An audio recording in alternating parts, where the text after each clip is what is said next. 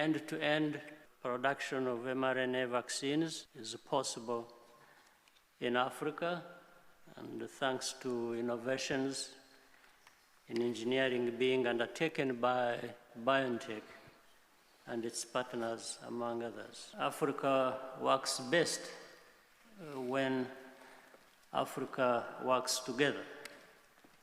It is important that this initiative builds on a continent-wide strategy elaborated through the African Union and the African CDC.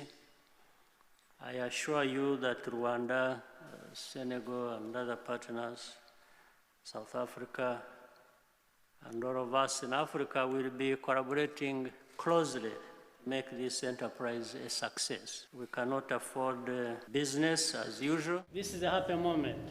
I should say that we've made good progress with partners, strong partners, and leaders on our continent, but also partnering with Europe.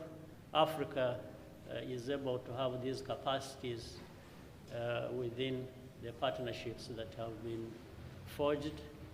And we are looking forward to working with BioNTech and thanking BioNTech not only for being the genius behind this technology and what they have already done, but also having this vision of making sure that Africa, the place that needs what is being done urgently, is also associated and benefits.